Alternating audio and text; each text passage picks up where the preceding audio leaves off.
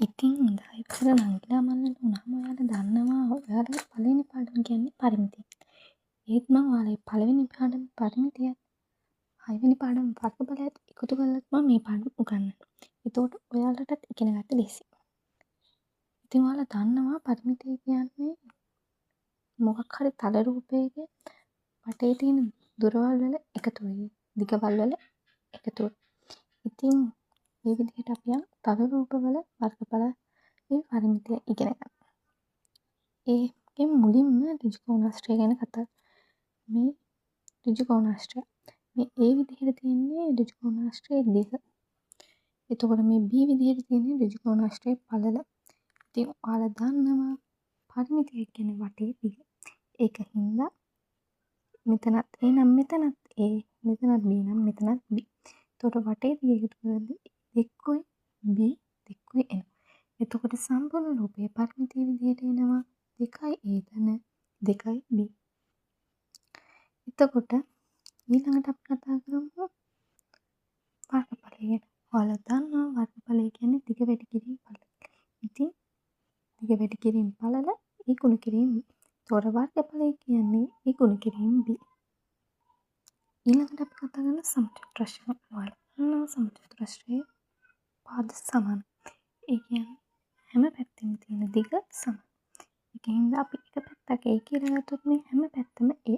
එතකොට මේකේ වටේ තියෙන එකතුව කියන්නේ පරිමිතිය. එකතු කරාම අපිට එනවා 4යි. එතකොට දිග වැඩි කිරීම පළල ඔස්සේ අපිට වර්ගඵලය ගණනය කිරීමෙන් අපිට එනවා වර්ගඵලය සමානයි A වර්ගය. එතකොට මේ වගේ අගයක් දුන්නම වලට ගන්න ලේසි. ඊළඟට අපි කතා කරමු ත්‍රිකෝණය. ත්‍රිකෝණයක මම මේ රූපයක් ඇඳගෙන තියෙනවා. මේ එක පාදයෙන් මේ එක පාදයෙන් මේ H කියලා අරන් තියන්නේ ආධාරකය. දන්නවා. එතකොට වටේ කියන්නේ පරිමිතිය. එතකොට B A ධන B ධන C සමානයි පරිමිතිය. පරිමිතිය සමානයි A ධන B ධන C. ඊට වර්ගඵල. වර්ගඵලය කියන්නේ දන්න ත්‍රිකෝණයක වර්ගඵලය කියන්නේ දෙකෙන් එක ගුණ කිරීම ආධාරකයේ ගුණ කිරීම ලම්බ උස. එතකොට දෙකෙන් එක ගුණ කිරීම ආධාරකයේ විදිහට අපි C ගන්නවා.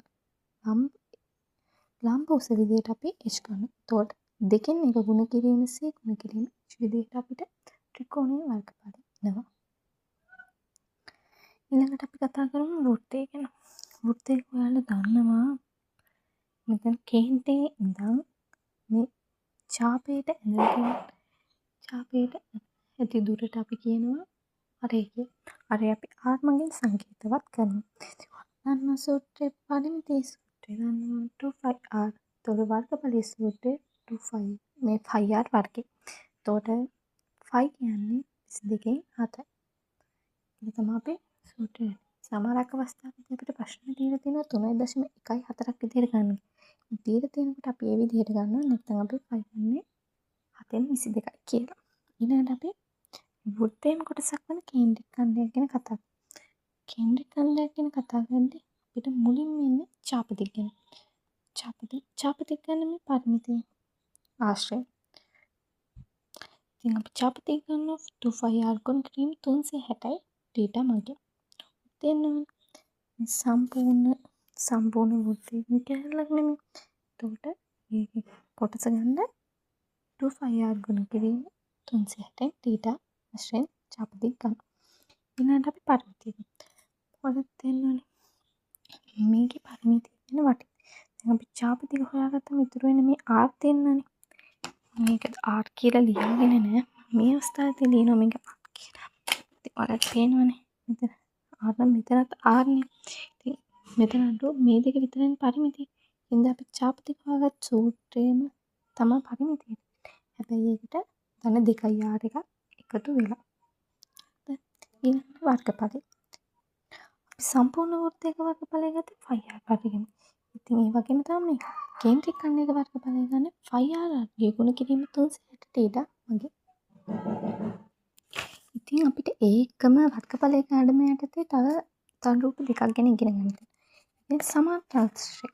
සමාන්තරශ්‍රය සමානයි පාද දෙපැත්තට මේ පාදයට මේ පාදයේ සමානයි මේ පාදයට මේ පාදයේ සමානයි. මේවා එහෙම තියෙන රූප වලට තමයි අපි සමාන්තර රාශි කියලා කියන්නේ. අන්තරාශ්‍රීය වර්ගඵල හොයාගන්න ලේසි. හරිම ලේසි. අන්තරාශ්‍රීය වර්ගඵල මෙන්න ආධාරය ගුණ කිරීම ලම්බ උස. ඒ කියන්නේ A ගුණ කිරීම H. වර්ගඵලය සමාන A ගුණ කිරීම H. TPC.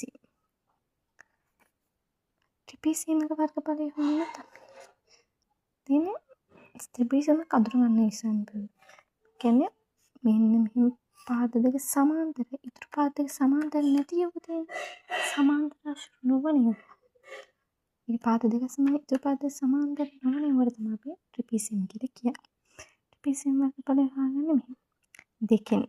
දෙකෙන් එක ගුණ කිරීම සමාන්තර පාද දෙකේ එකතු ගුණ කිරීම ලම්බ උස. මේ දෙකෙන් එක ගුණ කිරීම A ධන B ගුණ කිරීම H. එන්නේ දෙකෙන් එක ගුණ කිරීම සමාන්තර පාද දෙකේ එකතු ගුණ කිරීම ලම්බ උස. ඉතින් ඔයාලට මේ පාඩම හොඳින් තේරුණා කියලා හිතෙනවා. මේ පාඩම ඔයාලට තේරුණා නම් ඔයාලත් මගේ වීඩියෝ බලන්න කියලා මම ඉන්නවා. අනිත් ඔයාලත් එක්සෑම් එකට පාඩම් කරද්දී මේ වගේ කෙටි සටහන් ගන්න. එතකොට ඔයාලටම පාඩම් කරන්න ලේසි වෙයි.